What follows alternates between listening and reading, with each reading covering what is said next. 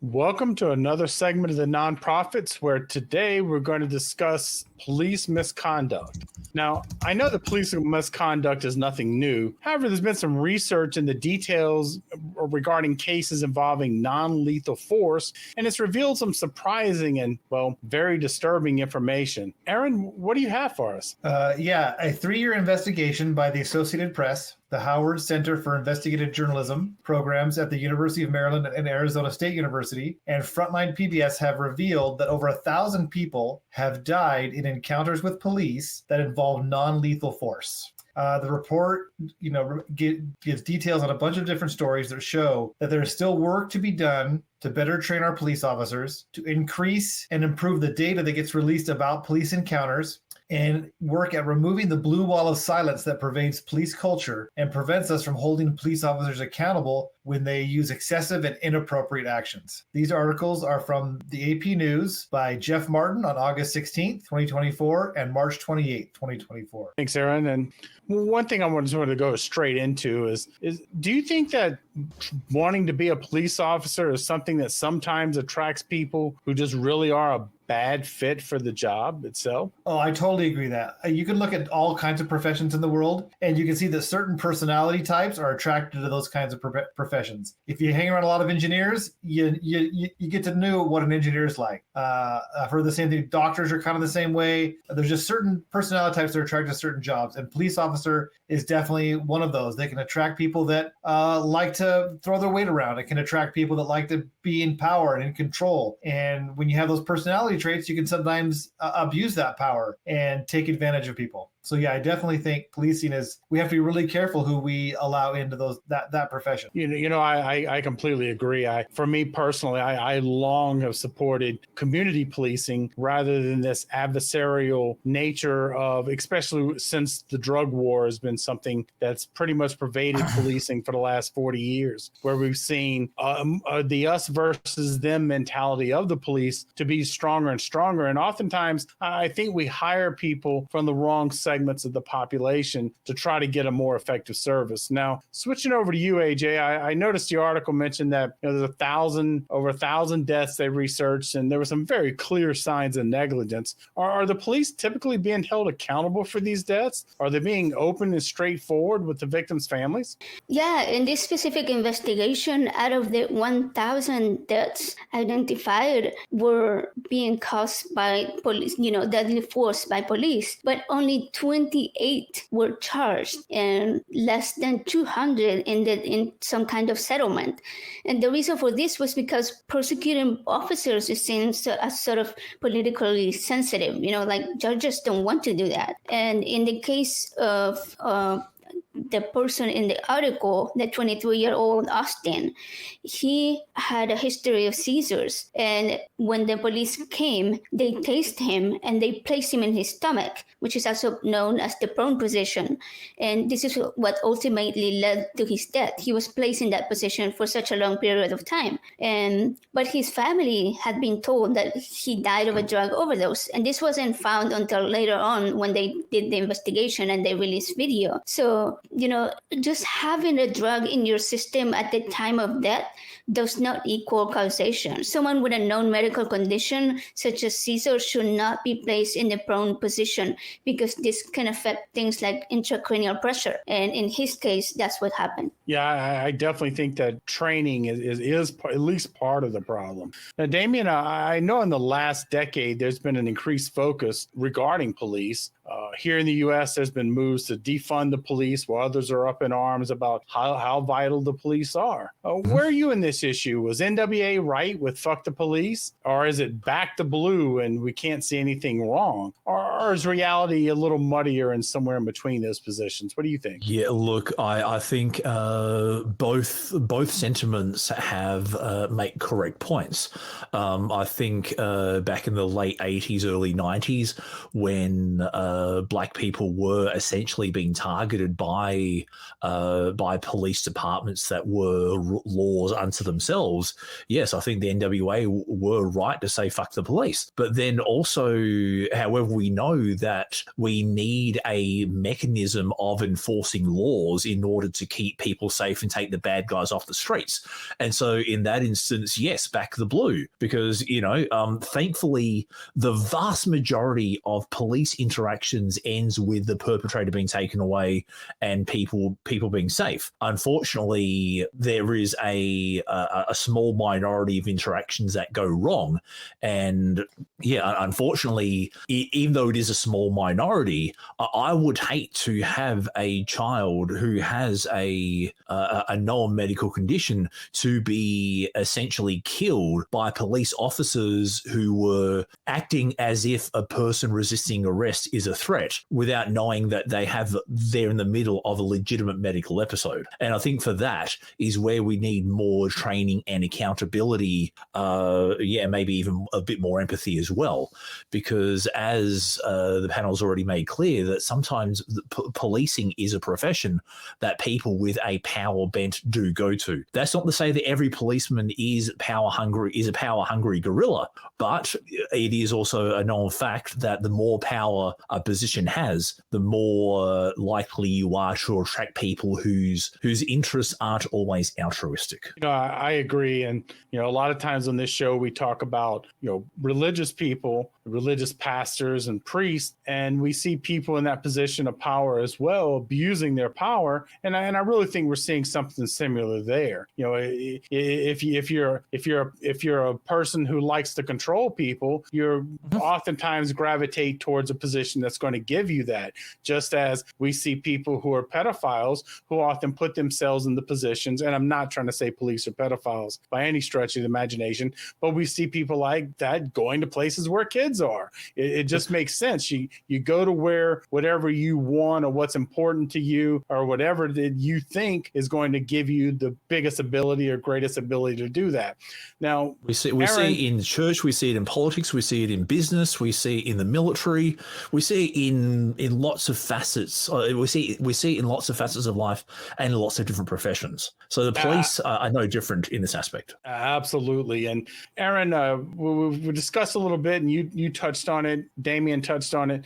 Do you think that this often just boils down to a lack of adequate training? People not being ready to understand what they should do in these situations, and understand that you don't put, as AJ mentioned, prone people who have a history of seizures in a prone position. Do you think this is oftentimes boils down to a lack of understanding and training? I think that's part of it. Unfortunately, I'm not very much of an expert on policing and what things that we can do to improve them. According to this AP article, there's definitely things that police are doing in these situations that make the situation worse, that are escalating the situation. And we need to make sure that all police are trained to not do those things. Because any time a life is lost on accident because somebody did something wrong accidentally that's preventable, we need to really work hard on doing that, on undoing this and preventing that from happening in the future. I would agree. And AJ,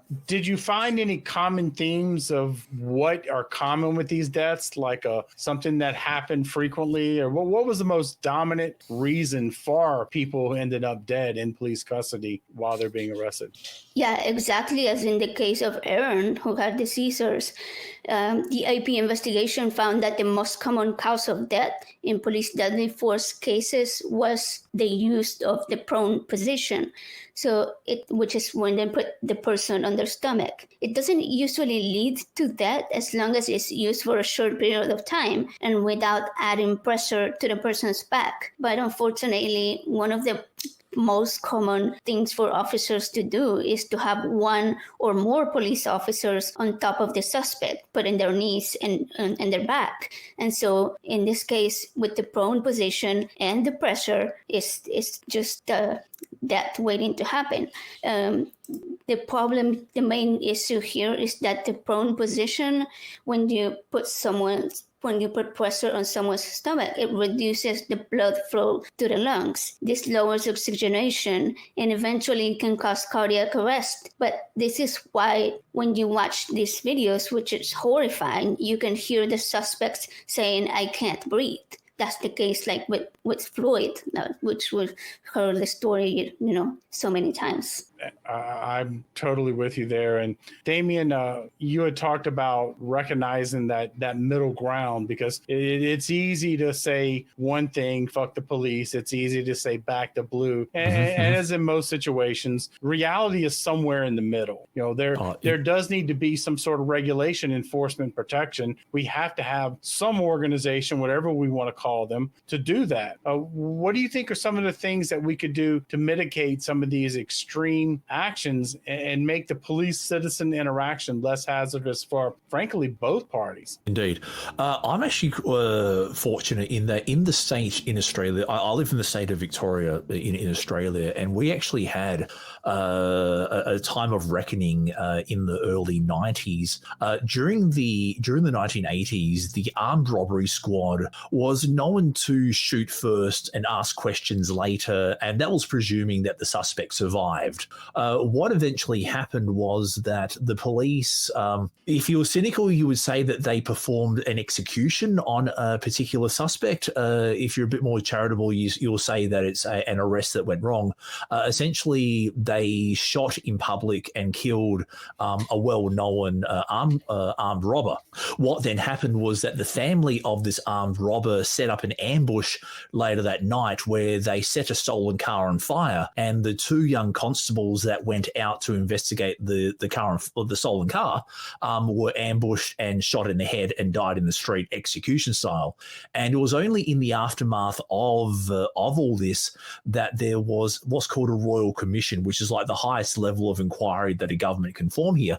They had a royal commission into police interactions with suspects, and they found that there were a number of police. There was a culture of police that was essentially shoot first, handcuff first, beat up first, and then ask questions, assuming that the person was in a position to speak for themselves later on.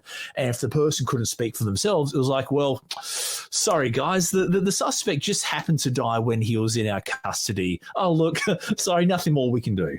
And it was from that inquiry and from the testimony and from breaking the blue wall of silence that, thankfully, people being shot and killed by police are very, very infrequent now. Very, very infrequent. Now, that is, something that really hits on it, that until there's a little level of honesty about what's going on, and that requires both the citizens, the police, well, actually all three, and the government to step back and really examine, as I know that's been mentioned on the panel already. I believe Aaron mentioned it, about when things like this happen, what do we do? Where do we go from here, and how do we change these things? Now, Aaron, we talked about exposing police inadequacies and protecting police from false allegations. They both seem to be reasonable goals, in my opinion. Now, when it comes to police recording the interactions, do you think this has caused officers to behave differently because they're being reported? And if so, in a good or a bad way? I think recording police can only lead to good outcomes, because it forces visibility. It provides visibility. I think all police officers should be required to wear and have body cams on at all times, or at least when they're patrolling, when they're doing work. If a police officer turns off his camera, which in some situations police have been known to do, their action should be immediately suspect. They should be held to account for that.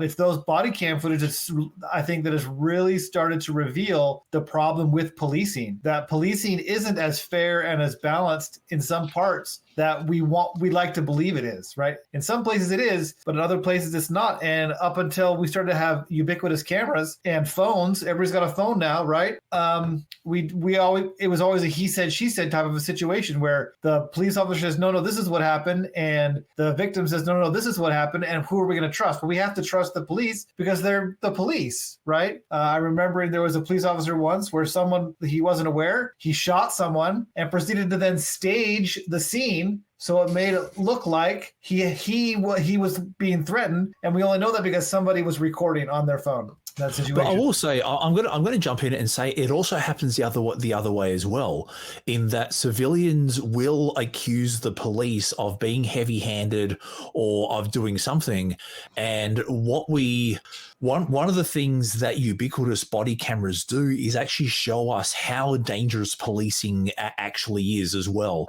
As civilians, we don't deal with, the bad guys with guns, or the bad guys running drugs, or the bad guys, who are on drugs, who are going down the street smashing things up and threatening people.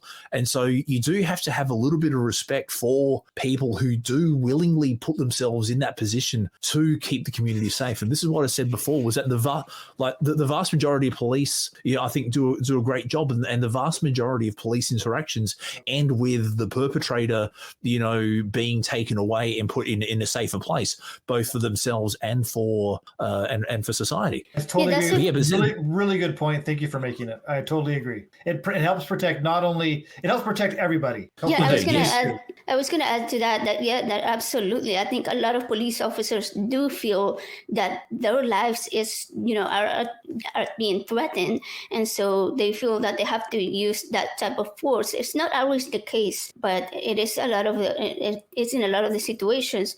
And I think with a lot of them, it can be when the suspect has a mental health issue and the officer feels threatened and doesn't understand how to deal with that. And I think that's why we have such a big push here in America for the whole defund the police movement. And it's not necessarily to take away resources from the police, but rather to move them to things like having counselors, for example, instead of responding to certain calls that require some type of mental health assessment, rather than just throwing a police officer with a gun. Just throw somebody in that has the knowledge on how to handle that person so that the situation doesn't escalate. But why not just give the police that training in the first place? Or why say defund the police? Because when you say defund the police, you are literally saying take away resources from the police, and give it to... I think it's a wrong wording that they've used for that movement. I agree. And one thing for me is I do think that there's a certain level of defunding, me personally,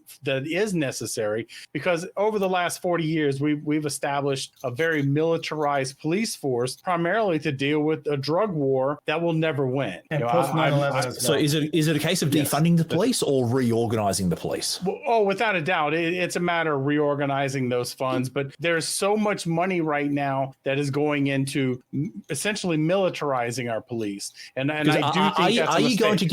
Are you going to get a better police force by taking money away from them? I think that we're going to get a better police force if we take away certain things, and those things are they're very expensive toys that we see that are militarization. Because the truth is I do think that while yes, there's going to require funding for that training and for that education and more specialized people who are able to deal with certain things, because that's what we need. We need a more diverse police force, and that is going to cost money. Honestly, I don't think it's going to cost what we're spending on arming the police so that they can go in with kicking in doors. What would you give the police to be able to do their job then? Well, first, I would change what the police do. I think that until we legalize in prohibition, let me put it that way, until we end prohibition entirely, I don't think we're going to change the situation, because we've created a us versus them. And when we come down to it, yes, we're not going to have police forces with no money, but I do think that we need to spend that money on things that aren't with the goal of kicking in people's doors with masks on and arresting them. I think that when you do that, you make police the enemy, and what you do is you create greater hostility. So while I'm not a defund the police, I do think that there are parts of our police forces that we do need to completely do away with. And I do think that this militarization, as I said, that we do see with the police, we do need to defund that entirely, or at least more tactfully, maybe I should say, redirect their money. I mean, these are really because we know that police do a dangerous job. What then would you replace it with? Because if you have, a rapist out on the street, who would you send in to take care of that rapist? Well, of course we're going to send in the police, but the bottom line is that when we look at and I'm talking about the U.S., I'm not talking about your country, but here in the U.S., one of the major things that police at time is preoccupied with is nonviolent drug offenses. And so for that reason, we spent a lot of money and a lot of effort and a lot of education on how to catch people with drugs. And it's, to me, a colossal waste of time. We need to legalize drugs. I've seen what drugs do to a society. You know, if you know, I'm not sure. We're talking about really minor charges like weed and things like that. It's not like the drug dealers that are dealing with cocaine or major problems. But I think that the Defund the Police movement is a very unfortunate name, and it gives the whole movement the wrong idea that we're trying to completely take away all resources from the police. Yeah, it's like Infidel said, it's more of a restructuring and moving money from one place that doesn't truly need it in the specific police departments and moving it to something else, like having counselors go and respond to mental health issues and having less charges on these very minor drug charges and you know, kind of like, reorganizing the police will be a better name rather than defund the police.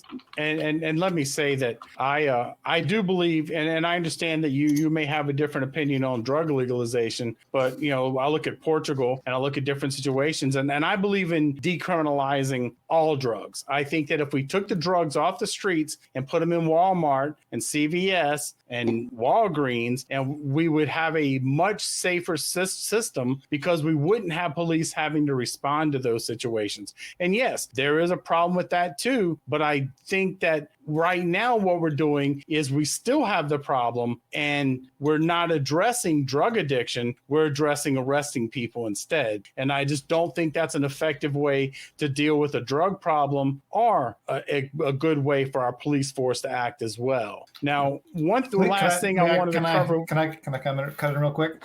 So police are trained for life-threatening situations, right? And so they have to make snap judgments really quickly on whether their life is threatened, whether other people's lives are threatened, and you are not going to get that right 100% of the time, no matter how hard you try. So, and we're asking police and nowadays, for whatever reason, they now respond to more situations where their life isn't being threatened, but it seems like maybe it is. So we need to have these conversations to figure out, can we retrain police? Is it reasonable to retrain police to start evaluating whether a situation is life-threatening or not? Can they do that and still be safe? If not, maybe we need a different level of police officer that responds to different types of calls that are trained appropriately. So, but I think these are really important conversations to have on how we want policing to work, because 1,000 people, 100 people, 10 people, any one of us could be one of these people that from the story that could end up dead. And that's 10, 100, 1,000 people too many. I agree. And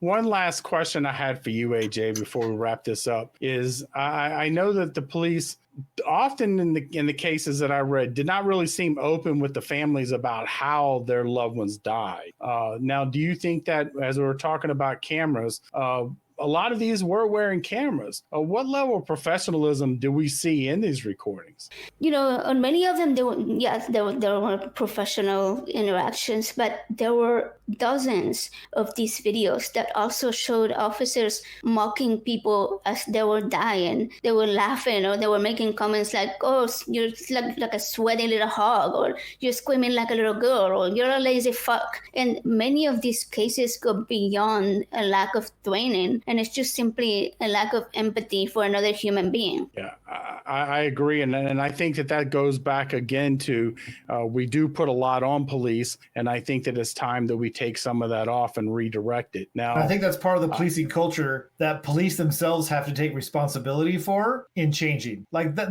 making comments like that, that's inappropriate. And other police officers should be making sure that their co-police officers aren't doing stuff like that, because it just belies a lack of respect for other human beings. And that should be unacceptable in any police force. I agree. And I think that hits on what Damien was talking about earlier about what happened in his country, where finally they had to come in the Jesus moment and change some of these things. And I think that that's really what we need here, is for us to have these conversations. And sometimes we're going to disagree on them. But at the same time, this gives us an idea, because we are an important part of it, because we're the ones being policed. Now, I know that we've had a pretty serious discussion here. And if you want to see more of the nonprofits, click here.